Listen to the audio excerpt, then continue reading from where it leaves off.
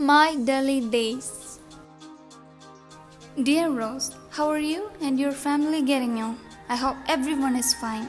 I'm sorry that I could not write you earlier. I had been away on a trip to Delhi.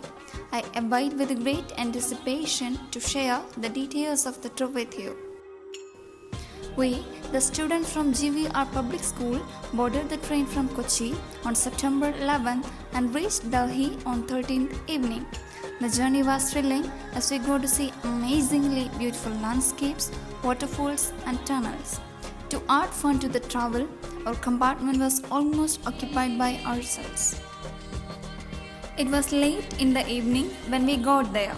So, after freshening up and having dinner, we took rest in a hotel. Meanwhile, our teacher told us about Delhi, the capital city of India. It had witnessed the rise and fall of many empires. It had been called by different names in different periods of time. It was called Indraprastha during ancient times. It came to be known as Tughlaqabad in the medieval period. And finally, it is called New Delhi. New Delhi was built by the Britishers when they transferred the capital of the British Indian Empire from Calcutta to Delhi.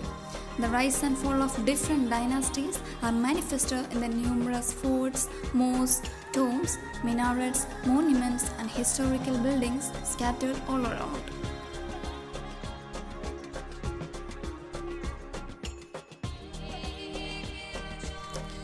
Next morning, we set off to the India Gate located in Rajpath. It was built to commemorate the death of 90,000 Indian soldiers in the First World War and in the Afghan conquest of 1919. The names of the soldiers are inscribed on its wall. An eternal flame called the Amar Jawan Jyothi ignites the memory of those brave soldiers. We paid homage to them. Then we visited the Red Fort. The Red Fort that proudly stands on the banks of the river Yamuna is the landmark of Delhi. It was built by the Mughal Emperor Shah Jahan. It served as the royal residence of Mughal emperors for many years. Today, it is one of the top tourist places in Delhi. On Independence Day, the Prime Minister hoists the national flag there. Then, we paid a visit to the famous Humayun's tomb. It was amazing. It was built in the memory of Humayun by his Persian widow Haji Begum. The Humayun's tomb was as peaceful as a mosque and as beautiful as a garden. I felt like I reached a new world. We spent almost 1 hour there. The next place of visit was Qutub Minar. It was constructed with red sandstone, marble, lime mortar, and rebel masonry. It is the tallest brick minaret in the world with a height of 72.5 meters. It has a spiral staircase of 379 steps to reach the top. We can see many beautifully carved Arabic inscriptions on it. It was on the second day evening that we visited the old fort or the Purana Quilla. It was built by the Mughal Emperor Humayun and Sher Suri in the 16th century. It's a perfect example of the unique Mughal Hindu-Afghan architecture. Purana Quilla is roughly rectangular in shape. It has a circuit of nearly 2 kilometers. The thick ramparts, crowned by merlons, have 3 gateways provided with bastions on either side. It was surrounded by a wide moat connected to the river Yamuna. We paid a visit to the adjacent Delhi Zoo also. It is home to about 1,350 animals and birds from around the world. We saw chimpanzees, spider monkeys, African wild buffaloes, giraffes, lions, and zebras in closed and closed shirts. Many types of birds were also there. In the center of the zoo, there is an underground reptile house. White tigers are the majestic attractions in the zoo. In the evening, we watched the spectacular light and sound show inside the Old Fort.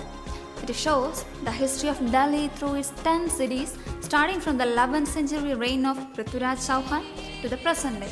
It also traces Delhi's connection with the mythology of Mahabharata and Indraprastha. Delhi is a heaven for shoppers. We set aside the third day completely for shopping. Handicrafts from all over India, silk and cotton weaves, pottery and terracotta, jewelry, brassware, ivory, rosewood and sandalwood carvings and paintings are available at affordable rates. Connaught Place, Baba Kharak Singh Mall, Janpat and Sarojini Nagar are some well-known shopping areas. I bought some beautiful piece of jewelry, dress items and artifacts. I bought some Rajasthani bangles with mirror works for you too. As I rewind my 3-day visit to Delhi, I can say that the most memorable place is none other than the Rajghat. That 150-meter square park, the burial place of Gandhiji, is an island of peace. As we entered the place, an air of tranquility touched our hearts. I felt like crying when I touched Gandhiji's burial tomb of black marble, 6 feet square with an eternal flame right beside it.